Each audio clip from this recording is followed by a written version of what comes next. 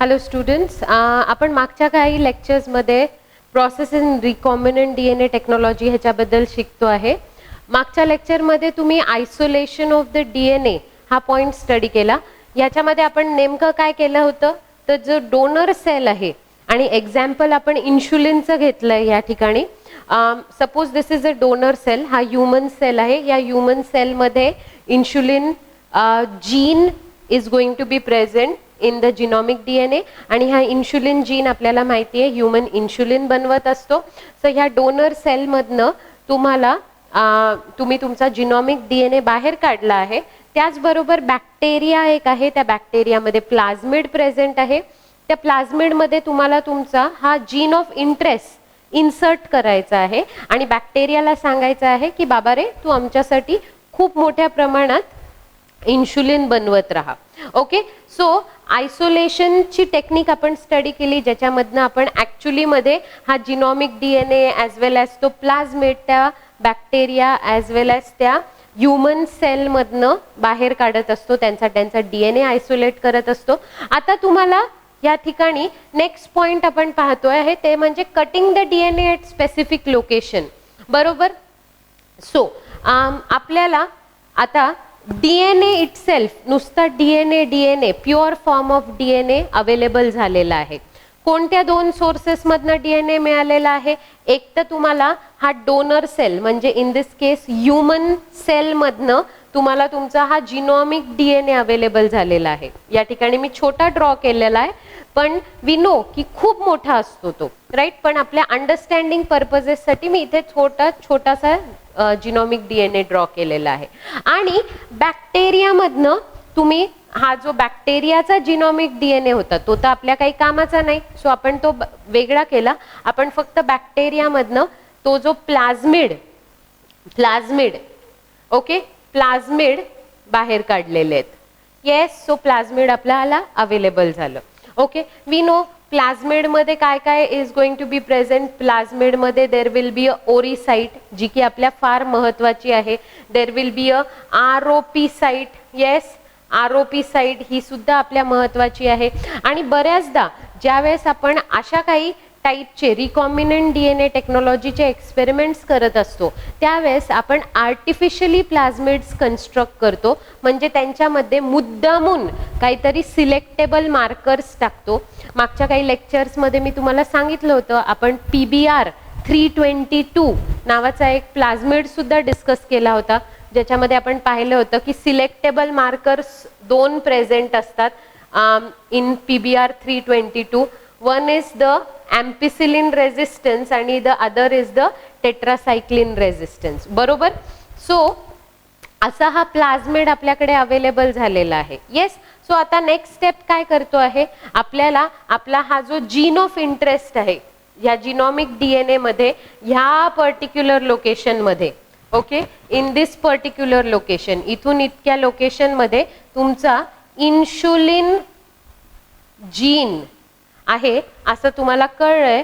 So आता तुम्ही काय करतात, तर रिस्ट्रिक्शन एन्झाईम्स वापरतात आणि बरोबर तो जिनॉमिक DNA त्या ठिकाणी कट करतात. We know restriction enzymes they act like molecular scissors. Yes, sugar phosphate बॉन्ड्सच्या पर्टिक्युलर लोकेशन वरती ते कट करत असतात. येस, सो हे इन्शुलिन जीन काय करतोय, आपण रिस्ट्रिक्शन एन्झाईम्सच्या सहाय्याने आपण कट करतो आहे. त्याचबरोबर आपण हे आपलं जे प्लाझमिड आहे ते सुद्धा बरोबर त्या ठिकाणी कट केलं. येस, कट केल्यानंतर बघा आपल्याला हा अशा पद्धतीचा cut vector, yes, cut vector मिळाला किंवा लिनियर वेक्टर. येस, पहिले हा वेक्टर कसा होता, सर्क्युलर होता, आता कसा एक लिनियर आहे, लांब. जर आपण ह्याला जर असं सरळ केलं तर it is a linear vector असा मिळाला. त्याचबरोबर आपण ह्या आपल्या जिनॉमिक DNA ला बरोबर कट केलं आणि आपण नुसताच आपला जो इन्शुलिन जीन आहे तो अशा काही पद्धतीने आपल्याला अवेलेबल झाला. येस, आपण बरोबर सेम रिस्ट्रिक्शन एंडोन्यूक्लिएजेस वापरले, जे की वेक्टरसाठी ॲज वेल ॲज ह्या इन्शुलिन च्या जीनला कट करण्यासाठी ते सेमच होते. येस, कधी कधी आपण मागच्या काही लेक्चर्स मध्ये डिस्कस केलं होतं, कधी कधी आपल्याला हे असे स्टिकी एंड्स मिळतील, रिस्ट्रिक्शन एंडोन्यूक्लियस वापरून, कधी कधी आपल्याला ब्लंट एंड्स मिळतील. इन दिस केस मी येथे स्टिकी एंड्स घेतलेले आहेत. ओके, नाव आपल्याला काय मिळालं, तर हा आपला gene of interest. Yes, gene of interest मिळाला आणि हा आपल्याला कट वेक्टर मिळाला. आपला गोल काय आहे, तर आपल्याला हा जीन ऑफ इंटरेस्ट या कट वेक्टर मध्ये जॉईन करायचा आहे आणि त्यांच्यापासून एक नवीन प्रोटीन और एक नवीन डीएनए फॉर्म करायचा आहे, ज्याला की आपण म्हणतो आहे recombinant DNA. Yes, so but हे रिकॉम्बिनंट डीएनए फॉर्म करायच्या आधी आपल्याला काही चेकिंग करणं गरजेचं आहे की नेमकं आपण ज्या ठिकाणी कट केलं होतं ते कट व्यवस्थित झाले का, आणि आपल्याला जितका साईज एक्सपेक्टेड आहे, सपोज आपल्या इन्शुलिन जीनची साईज आहे 4000 बेस पेअर्स. येस, एक्झाम्पल म्हणून घेते आहे, 4000 बेस पेअर्स ही आपल्या इन्शुलिन जीनची साईज आहे आणि आपल्या वेक्टरची साईज आहे से 8000 बेस पेअर्स. येस, तुम्ही कट केलं तर आपल्याला बरोबर कट केल्यानंतर आपला जो वेक्टर आहे तो 8000 बेस पेअर्सचाच मिळाला पाहिजे. त्यावेळेस इन्शुलिन जीन सुद्धा कट केल्यानंतर बरोबर 4000 बेस पेअर्सचाच मिळाला पाहिजे. मग हे चेकिंग करण्यासाठी की नेमकं आपलं कटिंग व्यवस्थित झालेलं आहे का, तर आपण त्यांना एका जेलमधनं पास करत असतो. ओके, या जेलला काय म्हणायचं आहे, या टेक्निकला म्हणायचं आहे agarose gel electrophoresis technique. Yes, agarose gel electrophoresis technique मध्ये एक जेल असतं, right, which is made up of agarose, आणि मग त्या अगारोज मध्ये सिविंग इफेक्ट होतो. म्हणजे काय, त्या अगारोज मध्ये काही पोर्स बनलेले आहेत आणि बिकॉज ऑफ दॅट तुमचा जो डीएनए आहे, नेगेटिव्हली चार्ज डीएनए, तो पॉझिटिव्ह चार्ज कडे असा रन होत जातो बेस्ड ऑन द साईज.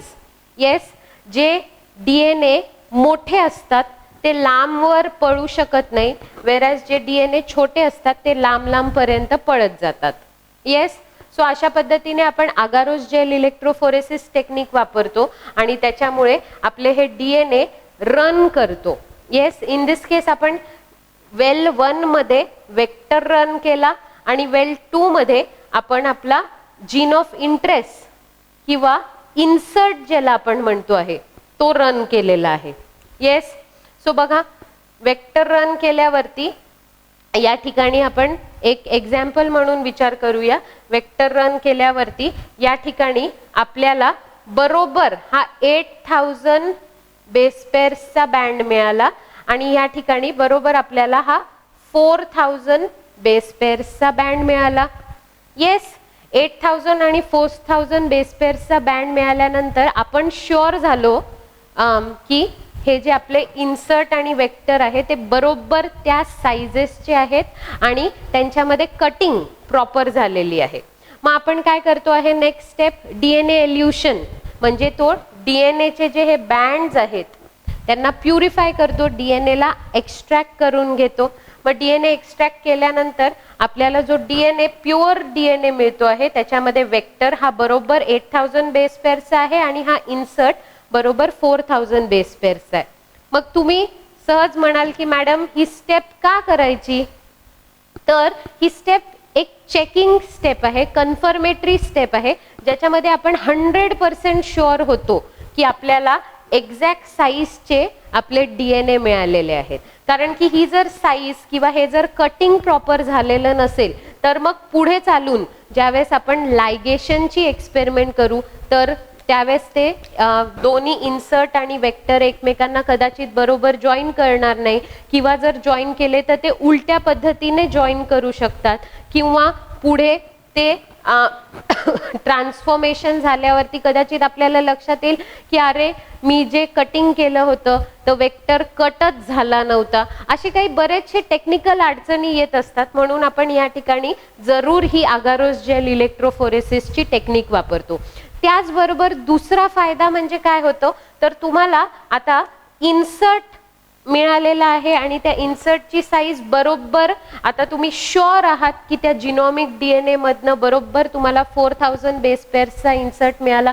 मग आता तुम्ही बऱ्याचदा लॅबोरेटरीच्या सिच्युएशनमध्ये सांगते, तर ह्या इन्सर्टला मोठ्या प्रमाणामध्ये तुम्ही एक म्हणजे काही पर्पजेससाठी, पुढच्या काही टेक्निक्स करण्यासाठी, जसं जर तुम्हाला PCR ॲम्प्लिफिकेशन करायचं असेल त्याच्यासाठी, किंवा मग काही दिवसांनी हा इन्सर्ट परत वापरायचा असेल त्याच्यासाठी वगैरे हा तुम्ही इन्सर्ट या ठिकाणी स्टोअर करून ठेवू शकतात. सो अगारोस जेल इलेक्ट्रोफोरेसिस झालं की मग आपण नेक्स्ट स्टेप फॉलो करतो, ती म्हणजे DNA लायगेशन. DNA लायगेशन म्हणजे काय, मागच्याही काही क्लासेसमध्ये सांगितलेलं आहे. या इन्सर्टला आपण या वेक्टरमध्ये लायगेट करून टाकतो, जॉईन करून टाकतो, आणि जॉईन झालं की मग आपल्याला हा जो न्यूली फॉर्म DNA मिळतो, त्या न्यूली फॉर्म DNA ला आपण काय म्हणतो आहे, रिकॉम्बिनंट DNA. म्हणजे DNA लायगेशन प्रोसेस नंतर ज्यावेळेस आपण दोन वेगवेगळे DNA एकमेकांना जॉईन करतोय, हा वेक्टर DNA ॲज वेल ॲज हा इन्सर्टचा DNA एकमेकांना जॉईन करतो आहे आणि एक नवीन कॉम्बिनेशन फॉर्म होतं आहे. That new combination is called as the recombinant DNA. Recombinant DNA आपल्याला अवेलेबल झाला, मग आता आपण पुढे ट्रान्सफॉर्मेशन सारख्या स्टेप्स करू शकतो. Okay, so this is in short about cutting the DNA at specific location. पुढच्या लेक्चरमध्ये मी PCR ॲम्प्लिफिकेशन बद्दल बोलणार आहे की आपल्याला PCR ॲम्प्लिफिकेशन नेमकं का करावं लागतं. तर आता सुद्धा एक थोडंसं हिंट देऊन टाकते, ते म्हणजे सपोज जर तुम्हाला इन्सर्ट किंवा वेक्टर ह्यांच्या जर खूप मोठ्या प्रमाणात कॉपीज अवेलेबल करून घ्यायच्या असतील, तर इन दॅट केस आपल्याला PCR ॲम्प्लिफिकेशन करावं लागतं. सो नेक्स्ट लेक्चरमध्ये आपण PCR ॲम्प्लिफिकेशन बद्दल बोलूया. थँक्यू.